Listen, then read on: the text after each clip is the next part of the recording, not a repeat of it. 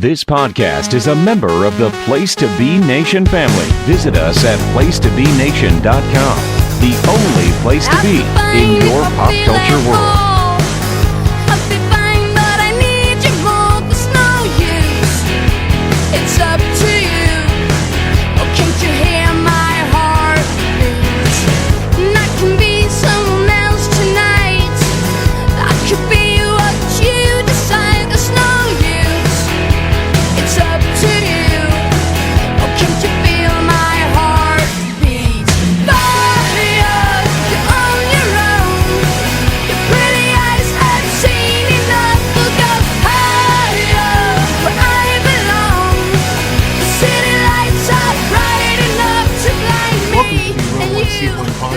We have another week of quarantine.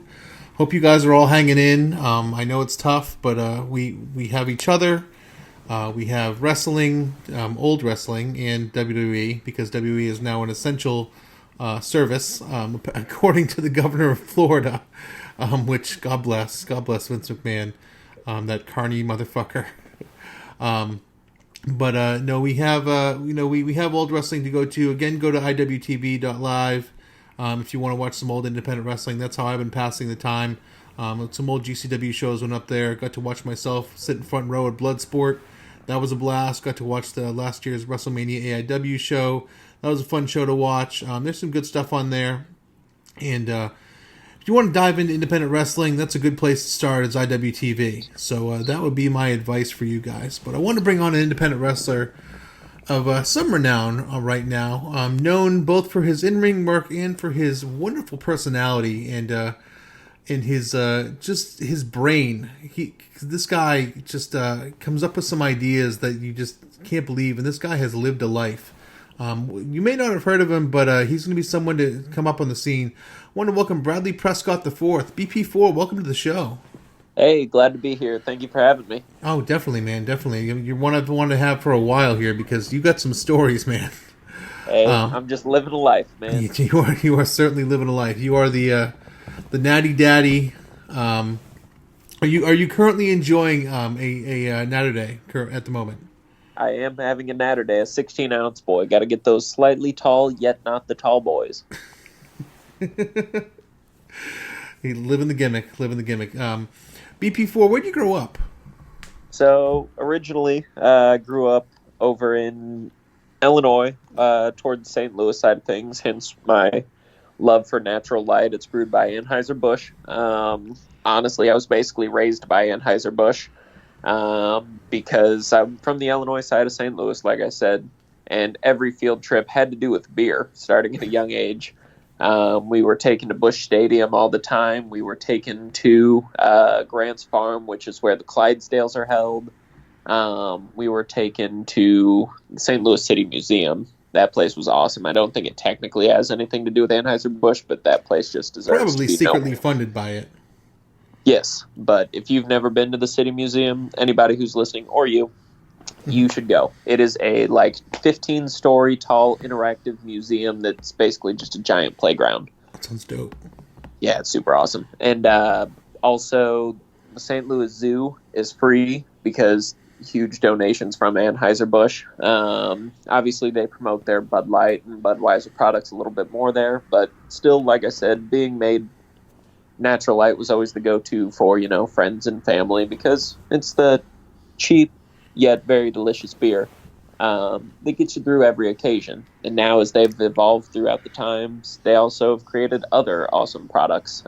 This is not an ad, but I mean, the Naturdays, like we just talked about, are fire. They just came out with a new flavor of their seltzer. They have the strawberry kiwi now, which brings them up to 3 flavors of seltzer, and I think those are awesome too. I remember I went to college in Florida, and Natty Light was literally cheaper than Poland Spring. Yeah, see? Exactly. And it was economy drinking. It was fantastic. We would always serve it at parties. That's all you ever need. I actually wrestled a frat show recently, and if I can find anybody to run more of those, that's what we need in this world, or more fraternity shows. And we got into a party afterwards, and it was just literally a mountain of natural light in Naturdays, and my life was complete at that point. I figured if I never made it to the Fed, I've made it at this point. So you had an interesting childhood. You exhibited preternatural talents that most of us don't exhibit. Please explain. Yeah, so I'm assuming you're hinting at my puppetry abilities. Yes. Starting in about fourth grade, I joined. It was my church at the time's puppetry team. They had we a were team, called by the way. Yes. There was a group of us. They were called the Miniature Ministers. Amazing. And right, we traveled from churches, and we did non-denominational shows as well, performing puppetry to spread the gospel and just spread, goodness in the world. And I was one of the higher tier performers on the team.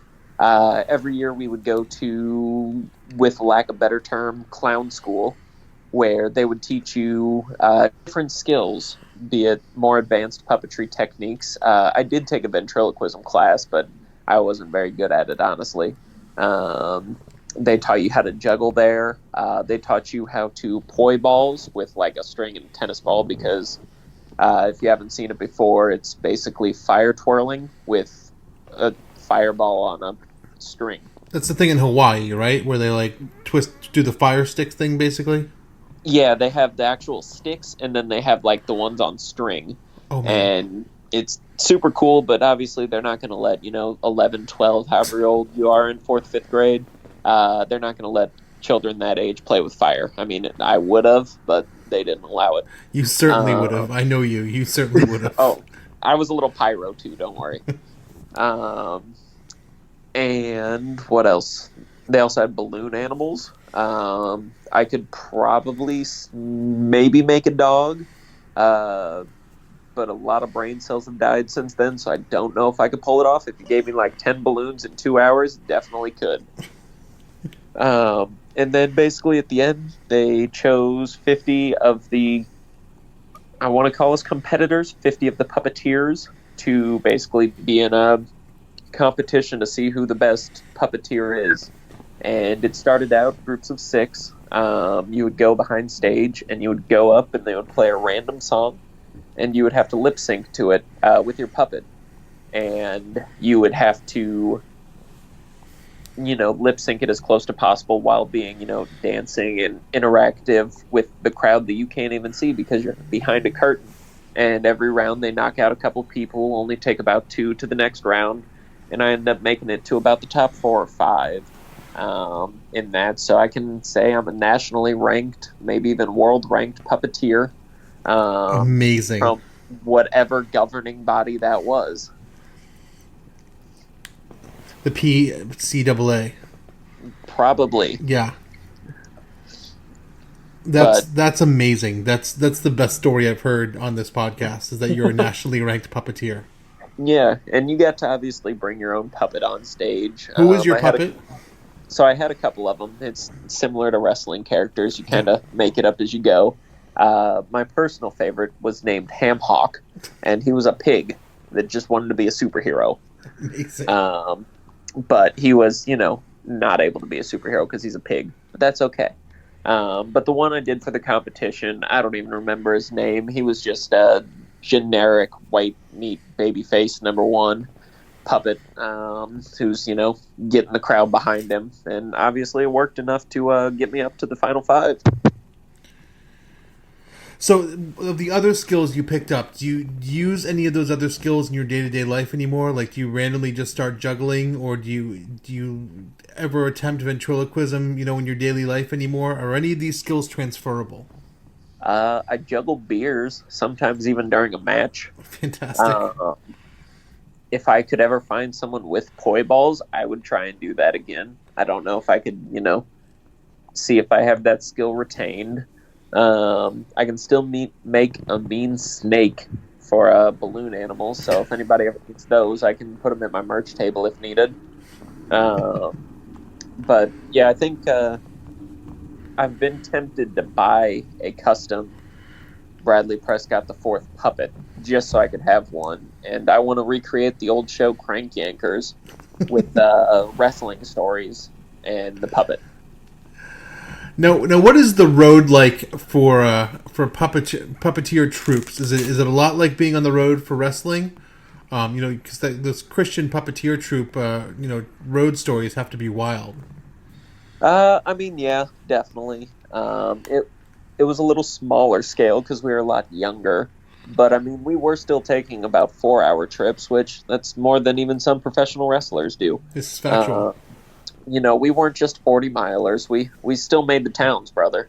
And it was definitely an adventure because it was just usually 2 minivans with 4 adults and then just upwards of 8 to 12 screaming, 11 to 12 up to like 15-year-old children, all basically working on their characters in the back or watching videos or just being obnoxious.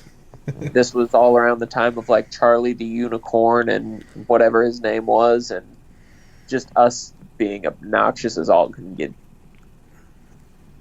So, was wrestling, in the running for your loves as well, or was wrestling something you later picked up?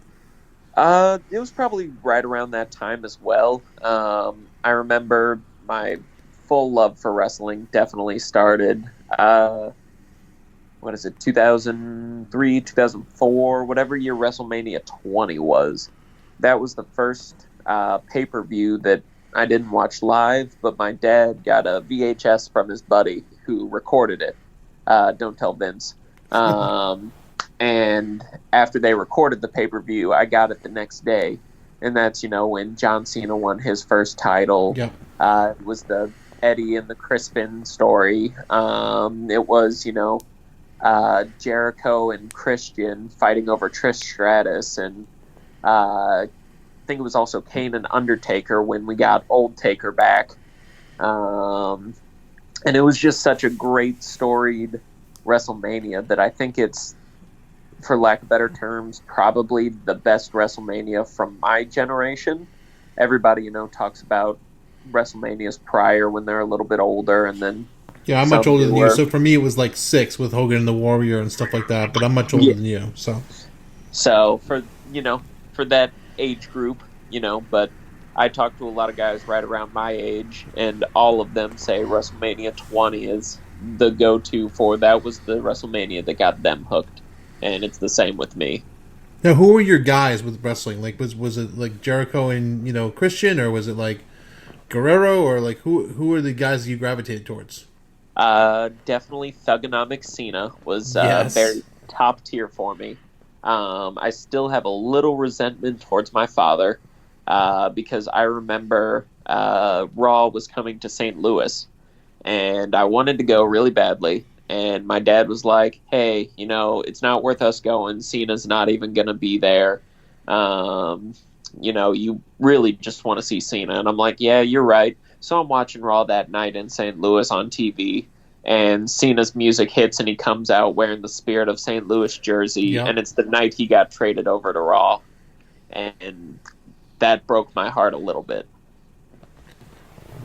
Now, were you playing other sports as well as a kid, or was it just puppeteering and wrestling?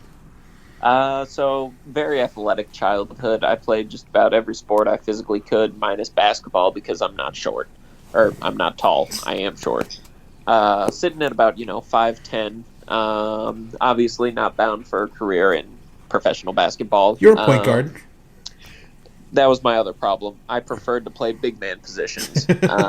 So I was trying to be the power forward or just the guard in general, and try and do nothing but get rebounds and dunk. And as dunking did end up happening by the senior year. You dunked, really? Yeah. Damn. But taking on an actual 6'6" guy is not going to fare well for me. And, I'm not a strong shooter or a ball handler, so I'm no Steve Nash, who is still even like 6'5". But I played, baseball all the way up till high school. I ran track. I was a state pole vaulter. You were a state pole vaulter? Yes. I ran with a really long stick, and I shoved it in the ground and hoped for the best. I was an all-conference football player, and then I was a world-caliber cheerleader. So cheerleading was the sport that I actually pursued after high school. I ended up getting, like I said, to get to go onto a world stage down in Disney and compete against the world's best cheerleading talents. I think we ended up getting like 26th overall, so we didn't do that great, but to be there was an accomplishment in itself. Now, were you a base as a cheerleader, or were you like doing flips and stuff like that? What is competitive cheerleading like for BP4? Yeah, so I did a little bit of the tumbling aspect, but I was more of a like powerhouse base. I did a lot of me and a girl stunting. So it was my job to throw another human above my head and do really dumb stuff. Whereas other people, have 2 or 3 people underneath the girl. It was just me. So I'm over here launching this little girl up in the air, and, keeping life above my head, hoping for the best. But then I still got to do cool flips and shit. So that's a definite perk. What is the world of national competitive cheerleading like? Because I've heard, my daughter isn't old enough, but that is the one sport I hope she doesn't pick up, just because I've heard cheer parents are the worst. I can't imagine, in your late teens and 20s, being in national competitive cheer. That has to be the most psycho of psycho people. Yeah, it definitely was. There were a lot of psycho parents. But, there were a lot of good parents, too. Enough to where, I'd tell some of the other girls I wouldn't expect them to call me dad right away, but eventually I think we could work up to it. But, no, there is definitely a lot of crazy moms in that world. I've seen some pretty messed up stuff and some pretty messed up injuries, too. But even when the injuries aren't that severe, I definitely see the claws come out. Oh yeah, I can imagine, because they're banking everything on this cheer career basically to get into college and stuff like that, right? I mean, that's they see it as their meal ticket, right? Yeah, definitely. I've seen girls go from the age of about 8, 9 all the way to the college level, and I mean, like you said, they put everything into it, trying to get into their top level schools, be it University of Kentucky, the junior college of Navarro, which is actually the Netflix show Cheer. It's their school that they show on that show. Alabama's another real big one, and it's kind of funny yet very sad to see a girl, not make it to that dream school after 15 years of pursuing. But that's when you really get to see the moms go crazy when, well, why didn't my daughter make it on that team? We've been doing this for X number of years. Well, sorry, your daughter just wasn't good. Shit. So what is it like as a guy? I mean, because your hormones have to be raging. You're around pretty girls. And it's what, 90% female, right? Yep. Definitely. It was an adventure. Some of them and were you're like a good-looking guy. Some of them were like my sister. Most of them were like my sisters. Mm-hmm. Some of them would try and jump on you. Others would stay away. And it was, a very dangerous road to walk. But realistically, they were pretty good overall. I kept my boundaries. I also coached at the gym that I worked or that I cheered at. So I think if I dipped my toes in the wrong pool, that would be really dangerous. So I definitely stayed away towards the later years. So at what point does training for wrestling come into play, and at what point do you decide that wrestling is the path you want to take? Yeah, so I, like many people, obviously wanted to become a professional wrestler. And I kept putting it off. I remember back, had to have been probably 2016, maybe 2017, I decided I wanted to be a professional wrestler. So I slid into Colt Cabana's DMs, expecting not to get a reply. As one does. I was like, hey, man, I live in Indianapolis, and I want to become a professional wrestler. Where do I go train? And he told me School of Rock. And I looked up School of Rock, and I think I even messaged them, and they messaged back and told me they had shut down. It had to have been right after they shut down. So I was like, all right. This is Billy Rock School. Correct. So his school had just recently shut down. So that was... and Billy Rock School has trained all of your favorite Indiana wrestlers. Trip Cassidy, who else? Ruby Riott, Sage Phillips, Percy. The list goes on and on, basically, with School of Rock. Mance Warner. Who else? Dale Patricks. Basically anyone who's come out of Indiana. Yes. Over the last few years, come out of Billy Rock School. And Billy Rock is a Mike Quackenbush trainee. So it's a lot of those guys who seem like they have that Chikara influence, they do because they train with Billy Rock. Correct. And I mean, even a lot of today's people who didn't train with Billy Rock get a lot of his influence through Tripp, through Percy, through Mance. Everybody who came through him is basically the learning tree of Billy Rock, because I credit a lot to Trip Cassidy. I mean, he taught me a lot of cool different little things, and I would have never learned it if it weren't for him, and he got a lot through Billy, so it's definitely a cool tree that has just grown. So where'd you end up going? So after that, I ended up reaching out to Congo Kong, had a school, actually. Love me some Congo Kong. Up in, I think it's Lafayette, is where it was at the time. And at the same time, I ended up getting a promotion at my job, which wouldn't allow me to drive 2.5 hours each way 3 days a week, because I lived pretty far from Congo School, obviously. So I ended up waiting on that, and I just kept waiting and realized that, I can sit here waiting my whole life and die with the regret of never trying to be a professional wrestler, or I can just go with it, and if I suck at it or absolutely hate it, I can just quit. There's nothing tying me to having to be a professional wrestler. I don't have a contract going in. I don't have anything. So why not try it and see what happens? So I was about to reach out to Congo again. And that was after CZW for a short time had a school in Indiana. But they also closed down. It was like Scotty Vortex, Drake Younger, sure. Yeah. all those guys, I think.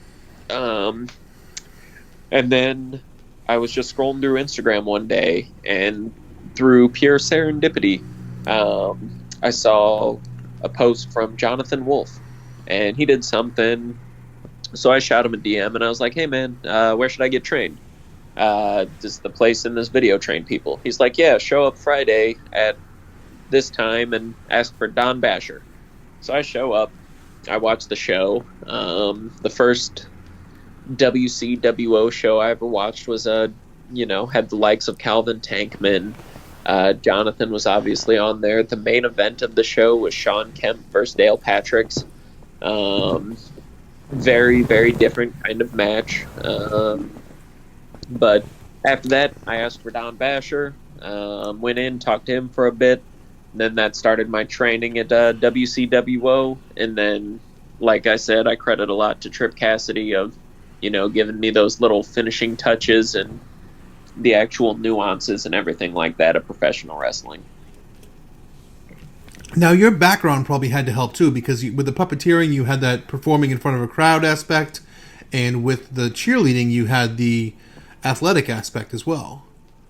Yeah, I definitely think that helped me a lot. Anywhere from, just taking front bumps for the first time. They described it to me, and I was like, yeah, just do a front flip and land on your back. So I think I picked up decently quickly on, some of those little things, while still, having the challenges of smashing your body against ropes and boards and plywood and beams and everything like that, and hoping for the best. Definitely after my first practice, we just ran ropes for almost 2 hours straight. I had a giant welt on my ass. Jesus Christ. Yeah, it's rough. So the Indianapolis scene is strong, and it's strong with a lot of young guys. There's the IFHY guys, and there's the Lost Boys. If you're not familiar with these groups, you really should be, because they're kind of the up and coming next generation of independent wrestling. You fell in with the Lost Boys, and obviously you're close to the IFHY guys as well. Talk about those, I guess I'd call them families. Talk about the closeness of those groups and, the Indianapolis scene. Yeah, so basically we talk about, like you said, we're basically families. We even have a 23 and Yeet family tree. It's somewhere. I'll try and get someone to repost it. And basically it's, the Lost Boys are a family. Our leader is Mouse, the photographer of, greater Indianapolis area / southern Indiana / wherever anybody pays him to go. And then IFHY are basically our cousins, through, long family tree. And then, that's we Jonathan have Wolf and Sean Kemp and Alley Cat and whoever else. Billy Starks. And Cole, I guess, sometimes. And Tyler Matrix is definitely the best member of IFHY. I love me some Tyler Matrix. He's the best. And whoever else they feel like putting in that day. But they're in our family tree. We have Aunt Rich and Aunt Sue. Uncle Rich is Rich Swan. Aunt Sue is Sue Young. They're our aunt and uncle. I actually got to ride in a car with Rich Swan for like 11 hours. Oh, wow. And everyone, asked the typical question of, well, like, how much wrestling did you guys talk about? And my answer was none. We just talked about music and had a blast and just took turns playing different songs and hanging out. Dude's great. So at that point, he became our uncle. And basically, they're the parents of New Jersey, New York, Pennsylvania-based Young, Dumb, and Broke. So I guess that even puts them in our family tree. And one of their members' name is Tony Tiger, and I think he's related to an actual tiger. So there's a tiger in our family tree if you really want to think about it. That's not on Joe Exotic's farm, by the way. I was going to say, so that might put Carol Baskin in our family tree as well. I hope not, because she'll probably try and feed us to her tigers. It's a possibility. And then the Lost Boys obviously is you and Adam Slade and Levi Everett and Hoodfoot. And who am I leaving out? Yep. So basically, we have myself, the Deal Adam Slade, Hoodfoot, R.I.P. Chase Holiday. He's still in our group, even though he's dead. See you at the crossroads. Yep. He's in our heart, so he's still in the group. And by dead, it just means he moved to California. Just so people don't actually think he's dead. We're still trying to figure out if he's actually dead or not. Fair. He's tweeting, but they might have really good Wi-Fi up in heaven. And we'll talk about the R.I.P. Chase Holiday show later. But and then we actually just parted ways with Levi. He decided that he needs to go down the dusty old trail in his horse and buggy on his own, and we wish him the best and support him in all of his future endeavors. So we actually have started a new campaign called Tough Enough, spelled TUFFENUFF, because, we want to be like the Fed and have our own Tough Enough series, where we are taking video promos to see who will be the new 5th member of the Lost Boys. So if you would like to submit one, just send it to at LostBoys005 on Twitter. Amazing. Well, yeah, Levi, he has a lot of barn raising to do. You get it. Yeah, I get it. He has a lot of butter churning to do. He doesn't, he's especially in this time of, coronavirus, he's needed back on the farm. Definitely. Yeah. I hope they know about the coronavirus, though. I don't know where they'd find out. He doesn't, someone handles his Twitter. I was going to say, he has an ambassador, so I think we've reached out to his ambassador and told him to tell Levi, so... I think it'll be fine. The ambassador who handles his Twitter has a very good social media game. Yeah, he's pretty good. Yeah, maybe he's reached out to Levi. Hopefully. But talk about the close knit, group. How you guys have all raised each other's game. How you guys have all kind of evolved. You guys travel like en masse, like a mofo. You guys are just everywhere basically, and it's. And every show I go to, and you know me, I'm at a lot of them. There's 10 indie guys there. Yeah, man, you're making towns too, brother. I saw your list before Corona. You were killing it. I was hoping to. But yeah, basically, our motto is we're not here for a long time, just a good one. So we gotta make them towns. We go hard or go home, and we ain't got no home. So we travel as much as we can, try and get on as much as we can, and wherever we can get on, we just do hood rat shit with our hood rat friends. Now, talk about your wrestling persona, because you're a little different than most. You're obviously the Naturday Saint. You incorporate natural light into all of your matches, as one does, as really all wrestlers should, frankly. You get it. I totally get it, and the crowds love it, especially the shows I've been to, especially the Sup crowd loves you. Just absolutely has adopted you completely as the Naturday Saint, and but you can actually wrestle a little bit too. I hate to break the fourth wall here, but you can actually wrestle a little bit. But you also know how to have fun as well. How do you work that balance? How do you know when to turn it on and off? How do you know when to be more of an entertainer, when to be more of a wrestler? And talk about your persona. Yeah, so I mean, at the end of the day, I'm just me out there. I wouldn't even say I'm me turned up to 11. I'm this dumb, obnoxious dude in real life. Like I said, I'm not here for a long time. I'm just here for a good time. I don't know if I'm old in the wrestling world. I started when I was 24. I'm 26 now. I don't know how that is for professional wrestlers, honestly, because I see some of these 16-year-old kids going crazy. And I realized the wear and tear on my body from my former careers, be it, tumbling in cheerleading or playing football, pole vaulting, all that has beat me to shards already. So I figured if there was a way that I can entertain a crowd without abusing my body more than I have to, that would be, best case scenario. Also a perk of, doing it, I get to drink beer and have fun while wrestling.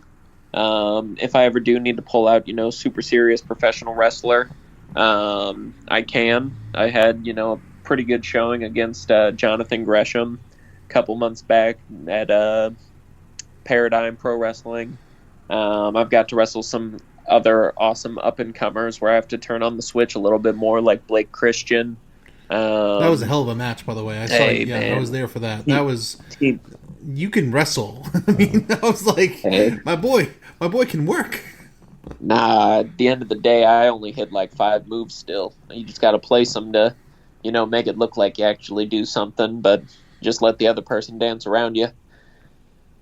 But, yeah, like I said, I try and find any way possible just to entertain the people, because at the end of the day, that's what I'm there for. I find it so cool and humbling and amazing when I get an email from Pro Wrestling Tees saying someone bought my shirt, or someone comes up to me at a live show, not even to buy my merch, but just to say, you're awesome, you're the natty fucking daddy, and anything like that.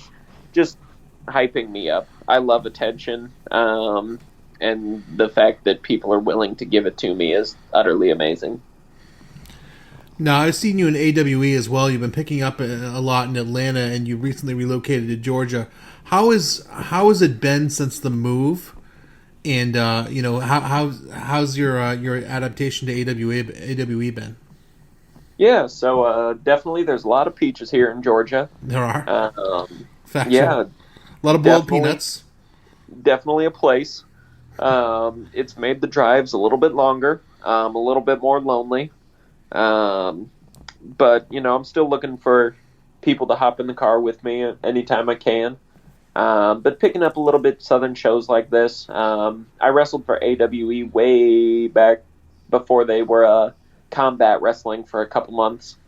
And then just recently when I moved down here, I re-upped with them, and I've been wrestling for them. I think the crowd's been liking me so far, and now I don't think they like me as much because I am partnering up with B. Kenway a little bit. But I mean, at the end of the day, he's trying to get the bag, and that's what I'm here for. So if I get the bag, I get whatever I want. So we're going to put the money in the bag. How has Georgia been treating you? Pretty good. Weather's nice. We don't have winter down here. This is There were true. like 3 days total this entire time where it got to 32 degrees. But it's been awesome weather. I just bought a pool, so I should be getting that built for me soon. That'll be fire. Now, coronavirus has also hit you pretty hard. I know the last couple weeks or so, you had some big plans, Mania Week. You were putting on your own show, in fact, and I put show in finger quotes because it wasn't really your typical show, but it was still going to be a fun show. But you also had some other plans during Mania Week. What bookings did you have Mania Week that you missed out on? Talk about your show a little bit, and talk about what you had, planned for the last few weeks and the upcoming couple weeks. Yeah, so a couple things that I'm bummed I missed out on, like everybody. I was booked for Nick Iggy's Dad Joke Jamboree. Oh man! I was one of the Dad Joke competitors. I would tell my joke on here, but I gotta save it in case he gets to run again. Sure. Then I was also booked for the Crux Damn It Carrie Not Again, or whatever that show was named. And I was in a Lost Boys vs. IFHY with special guest referee Mouse in a winner wins Mouse's love match or something like that. And then I was the head booker of a show that I was putting on called Lost Boys Present Airbnb Wrestling. It's not customs. It's Chase Holiday's memorial show. And it's not customs. Let's repeat that. It's correct. Not customs. It was not customs. It was Chase Holiday's memorial show. There were some great matches on that card. Some of them were the bunk bed tag team gauntlet match, where basically there was a set of bunk beds that the competitors had to sit on until it was their turn in the match. There was the goddamn these chops sound really loud in the garage match between Calvin Tankman and Ben Bastard Cassidy. Oh man, the garage would have been garage chops sound. Oh my god, I can't even imagine the acoustics in a garage for chops. Yeah, that's why we wanted it. We had the what else? We had the bathroom death match with no blood because blood is gross. That was the name of the match. My daughter would love that because she hates blood. Yep, same. Grosses me out. We had the half bath match. Half the bath, twice the fun. Then we had the backyard reverse battle royal scramble, where competitors start outside the pool. Last person to enter the pool wins. It's amazing. And then the final match was... Oh, we also had a Nick Iggy's bedtime dad joke gauntlet, featuring his new book. If you haven't gotten it yet, definitely get it. Oh, he talked about it on the show. Yeah, I definitely need to. There is no punchline. It's a great book. I bought a copy myself. Then I actually put myself in the main event because I was the booker. It was called The Booker Faces the Most Over Person That Shows Up match. And basically, whoever was the most over person to show up for our show, I was going to wrestle. And I'd probably put myself over in it because, I'm the booker, so I got to stay strong. But that was basically the card for the most part. There might have been a couple other matches, just because there were probably a couple more rooms that weren't in use. And, there's a foyer involved probably, and a mud room. Yep. The goal was to run a match in every single room in the Airbnb. We had about 50 people booked for this show. Jesus Christ. And Kick-Ass Rebecca, Mouse's wife, yep. Was not excited about it because we had booked 50 people. I'm sure. She thought we were going to get kicked out of our Airbnb and charged $1 million. Which may or may not have happened, so Corona may have saved us a lot of money. This is true. Corona probably... It may have been a God thing. Yeah. But speaking of your ideas, you are known for some of your half-baked ideas. and for some of the wild shit you come up with, fire away some of your crazy half-baked ideas for the audience here. Yeah, so I've always pitched to everybody I ever see who's a promoter, and they roll their eyes at my awesome idea of the Ring Crew Battle Royal. Basically, doors open, fans come in the venue. I always imagine SUP for some reason because I feel like SUP is the venue for this. Doors open, there's no ring, it's just an empty place. It looks like we're going to have, a bar room deathmatch tournament. But we're not going to do that because blood is gross. All of a sudden they hear the bell ring, ding, ding, ding, ding, and then the door opens. Then people start carrying in ring posts. They're, saying, excuse me, walking by people. They're all wearing Nexus armbands because, you can probably get a good chunk of those on Amazon or eBay for really cheap. And every competitor is wearing it. But as they're setting up the ring, they actually start fighting. They're brawling while they're setting up the ring. Ring is getting set up. Finally, ring is almost ready. Referee then has to check to make sure the ring is up to standards and specifics. So, he'll hit the ropes. He'll make sure everything's tightened, cables, all that. And then once the referee gives the go-ahead, everybody's allowed to slide in the ring and start eliminating people. Last person over the top rope wins. Battle Royal. Brilliant. Absolutely brilliant. So, if anybody wants to book that, I give you my wholehearted support. I just ask to be booked in it. Because it is the greatest idea of all time, and people should do it. I also try and come up with wrestling characters for promotions. So I tried to create a character for Bizarro Lucha. He would be a combination between Curryman and Master Splinter from Teenage Mutant Ninja Turtles. And his name would be Fo Manchu, where he wears a hat to the ring. He comes out, he's also hot, he's also spicy. Sure. He's also pretty delicious. It's Fo Manchu. He takes off his hat and there's a bowl of pho on his head. It's a mean dance.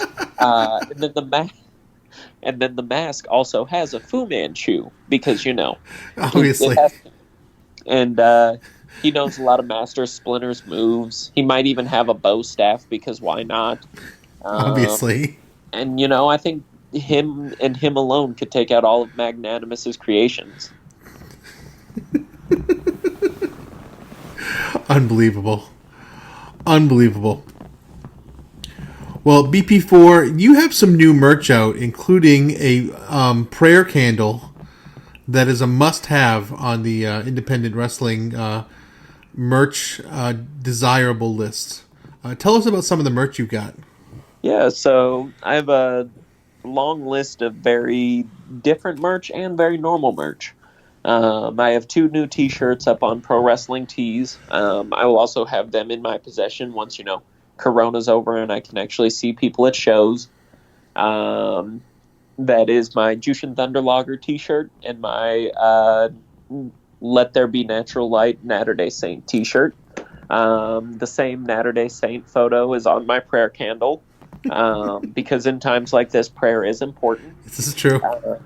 I have my own wrestling buddies because when I was younger at my babysitter's house, she had the NWO Macho Man Randy Savage wrestling buddy. That is where I practiced a lot of my wrestling moves. Oh, I practiced all mine on my Ultimate Warrior one. That thing was like, that thing never left my side. Yep. So I definitely, I took a lot of bumps off my bump card bumping for Macho Man. But then he took his fair share as well. So I figured out once it was possible to get my own wrestling buddy that I had to have my own. Yeah. So I have that. I usually have them at shows, or you can go to, I think it's Super Fun 3000 if I remember off the top of my head. You can go to their Instagram and they have a link to my page as well where you can buy them online. I obviously have koozies. I have knitted hats that my grandmother made. It is beer cans and crocheted fabric. I don't know what you use to crochet. I'm not a crocheter. That's adorable. But it has legitimate beer cans in it as well. Then, like I said, koozies, 8x10s, all that fun jazz. I have a Patreon for the Lost Boys. Go check that out. I think it's Patreon Lost Boys 005. And what are the things people can get on this Patreon? Because you told me the story and it's amazing. Yeah, so starting at the low price of $1, you can support us. And $1 lets Hoodfoot hold a dollar, where you will get photo evidence of Hoodfoot holding your dollar. For just $3, you get all the previous tiers, and you get to buy me a beer. So I will send you video or picture evidence of me drinking a beer that you bought me. Wise investment. And then I think it's for $5, you get to buy Adam Slade a game of pool because he is a hustler and he is the deal. And he's as bald as a cue ball. So you get to buy him that, and you get to buy me a beer, and you get to let Hoodfoot hold a dollar for just $5. This is genius stuff. This is absolutely genius stuff. Came right out of this noggin, and probably a couple 10, 20 beers. Before we go, tell the story of when you got your hair lit on fire. So yeah, Mouse from Mouse's Wrestling Adventures on IWTV, use code Mouse, decided that he wanted to run a show. Which included the Tom Hanks Memorial Battle Royal, by the way. Yes. Even though definitely. Tom Hanks had not been stricken with coronavirus, nor was dead at the time. Out of all the matches on the card, that was definitely one of them. That was one of them. And I'd always joked about wanting to fight Too Tough Tony and also wanting to fight Madman Pondo. Why would you joke about that? Because did it not end up amazing? It ended up amazing, but that's not something that I would voluntarily want to do. So basically, Chase had some of the same aspirations, and us both being part of the Lost Boys, Mouse caved and gave us Bakugan, Bakugaijin, whatever their name is, in a tag match. And there wasn't a whole lot that went into it. Basically, we just beat the shit out of each other for 10 minutes or however long the match went. And at the end of the 10 match, I turn around after checking on Chase because Madman Pondo smashed his balls with a cinder block and a sledgehammer. I turn around and all of a sudden my head's lit on fire. From watching the video, it looks like Too Tough Tony poured some Bacardi on his hand, lit his hand on fire, punched me in the head, and then the flame transferred from his head to my head. And I went flame on. And it was the longest, 35 seconds of my life that really lasted about 2 seconds. And things that went through my head of, oh my God, I'm going to die. Holy shit, I'm going to burn this place down. And, oh my God, my mom's going to yell at me. Now, I mean, your hair, what was the end result? Because your hair, I saw a few days later, was still relatively intact. So it just singed the top. I smelled like Bigfoot's dick. So I went to the hairdresser, and I had them cut a good chunk of it off. And they thought I was joking when I said I got my hair set on fire, until they started cutting my hair, and they were like, why is it all melted together? And I said, because I got my head set on fire. I showed them the video, and they were really confused, and then cut my hair and politely asked me to leave. All right, I think we'll close with that. BP4, how do people find you? You can find me across social media. You can find me on Facebook. Instagram is Bradley Prescott IV, because I'm not smart and I don't put all my social medias as the same tag. You can also find me on Twitter at Natty, NATTY _ LIGHT _ HW. Like I said, I'm not an actual intellectual, so I wasn't smart enough to make it all the same so people would easily find me. I thought I'd make it really complicated and kind of an adventure to find me. BP4, thank you so much, my friend. It's been an entertaining show. I appreciate it, man. I hope this is definitely one of your podcasts. This is one of my podcasts. This is one that exists. No, this has been a great ride, man. I appreciate it. I appreciate you having me on, my guy. Thanks. On Place to Be Podcast 546, JT and Scott welcome first-time guest Sean Kidd to review and discuss the 9/21/90 MSG House Show. On main event 146, Scott, Nate, and Steve book a one-night version of WrestleMania 36 and back to 2002 for one of the worst shows in TNA history. Scott and Dr. G will return with the NWA Saturday special with a look at New Year's Clash 2019. Greg, Jenny, and Tim are back with episode 13 of Talking WCW, in which they discuss Battle Bowl. Row 1, Seat 1's newest episode have Tiffany and Sean and myself to discuss the impact of independent wrestling and coronavirus on our lives. The Special Relations are back with episode 6 featuring guest Jennifer Smith's underrated WrestleMania, her happy place, and live watch of her favorite match. Check out the Pop feed with some great shows that include the Glenn Butler Hour Podcast Hour Spectacular, Diamond Conversations, It Was a Thing on TV, The Year in Pop, Laugh-In Theater, The Great Debate, Marvel Age, and so much more. The Jenny Position feed has Geek and Sassy, Talkin' Pop, Freak Out Drive-In, Telling Stories, Journey Through Infinity, and more. The North-South Connection, brought to you by JT Rosario and Jed Campbell, is a new home for Wrestling Warzone, No Holds Barred, The Extreme Three-Way Dance, Jeff Learns Wrestling, and more. We've kicked off our 2020 stretch project, determining the greatest WCW match ever. You have all year to do your research, promote matches, and build your list. Conversation rules can be found at facebook.com/GWCW matches or on the Pro Wrestling Only message board. On our social media pages, the Greatest Sports Logo Tournament of 2020 is going on. Like our tournament page on Facebook or follow us on Twitter.